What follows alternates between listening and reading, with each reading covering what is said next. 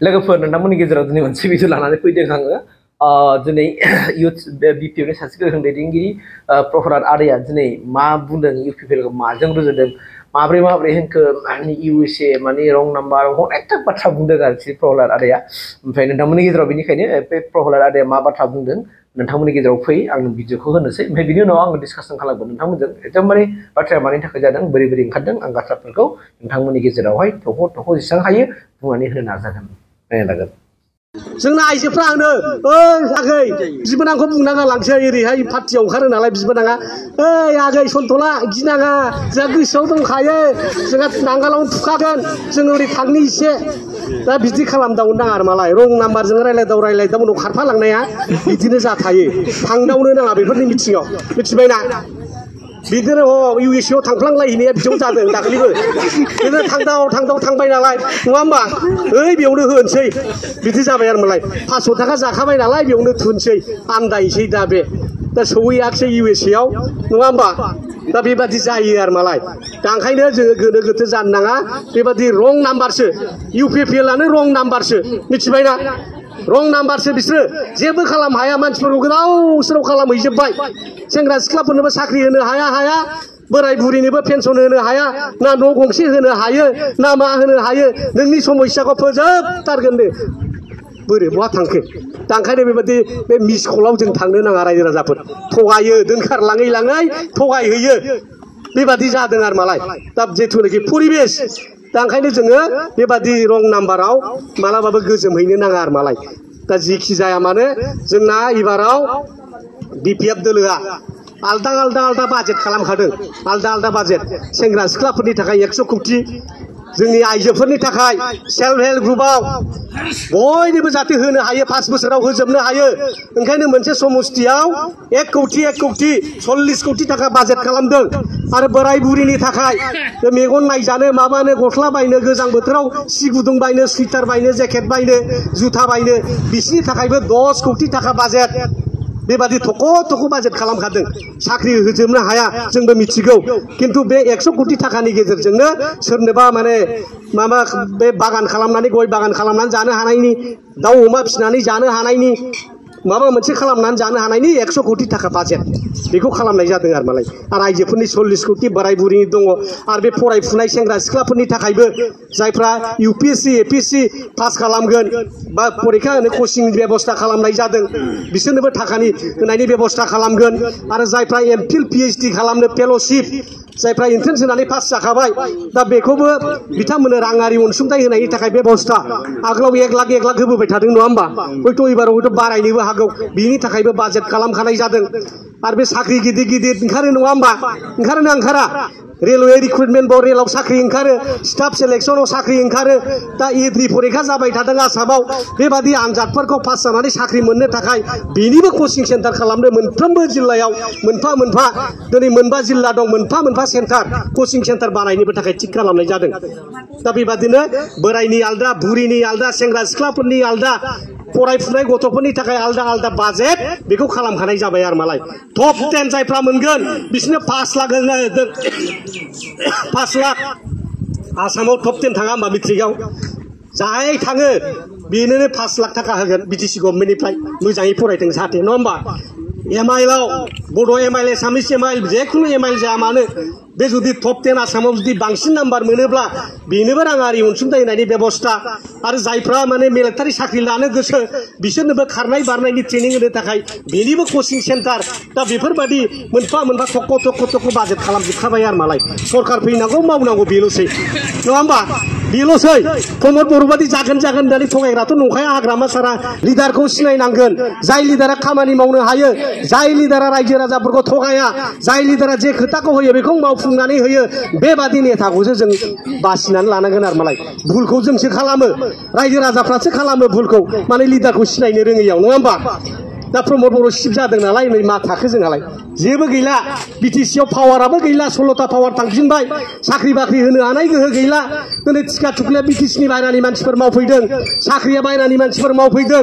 दा बेबादियाव नोंनि फिसा आंनि फिसा आन्दलन खालामनानै जोङो बे बिटिसि मोननायखौबो दिनै धंस खालामनानै लायोबा साख्रि टारगेटखौनो मोनलाबा स्कुल कलेजखौनो प्रभिन्सियेलाइज खालामनो हालाबा बे रायजोआव थाना माबा मोनसे उन्नति जागोन जोंहा दा ओंखायनो नैबे हाइ टाइम फैगासिनो दं बिसायख'थिया बे बिसायख'थियाव जाहाथे जों बयबो एखे हारसा बर' सावथाल जेसेबांनाखि दं बे ओनसोलाव जोङो बुजायलायनांगोन बुंनांगोन समस्या बयहाबो दंजोबो नङा होमबा हा हुनि समस्या दङ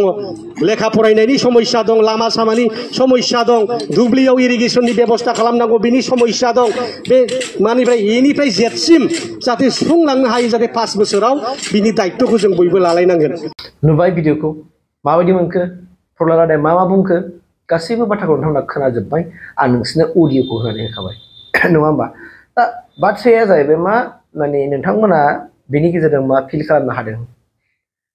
दा जे मोनसे ट्रेन्ड सोलिगासिनो दङ बे ट्रेन्ड मोनसे सोलिनाया मानि थाखाय जादों दिनै गोबां दैदेनगिरिफ्रा गोबां बाथ्रा बुंदों पलिटिक्सआव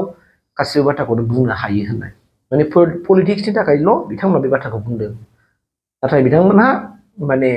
बे पलिटिक्सनि बाथ्रा बुंनायनि गेजेरजोंहाय नोंथांमोननो माब्लाबा गोबां बाथ्रा जाबोबाय आरो माब्लाबा नोंथांमोना नुदों पार्टिनिफ्राय एरख'जालायनायबो नोंथांमोना नुदों अभारद्राइभ बुंफांनायनि खाथिरावहाय नङा होमबा मोनसे समाव जायाखै होमबा मोनसे समाव जादोंना पार्टिनिफ्राय एरख'जालायनाय आरो बे बिथां प्रहलाद आदाखौनो एरख'दोंमोन नङा होमबा नोंथांमोना नुखादोंसो दा बिथाङा बुंदों जे UPPL सरकार जाहैबाय रं नाम्बारसो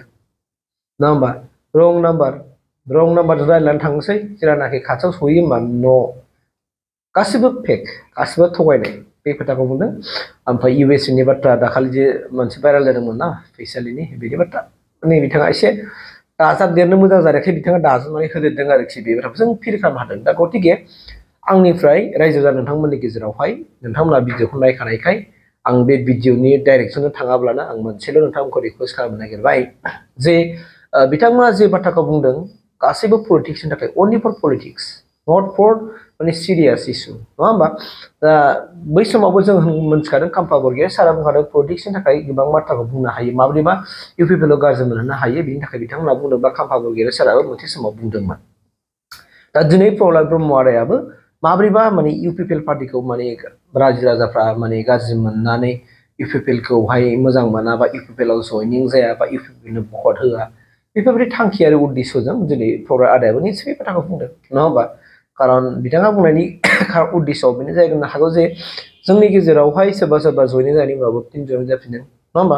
BPFनिफ्राय ओंखारनानै BJPआव जयेन जादोंमोन BPFनिफ्राय ओंखारनानै UPPLआव जयेन जादोंमोन बिथांमोना दिनै गिदिंनानै थांफिननानै फिन आरो मा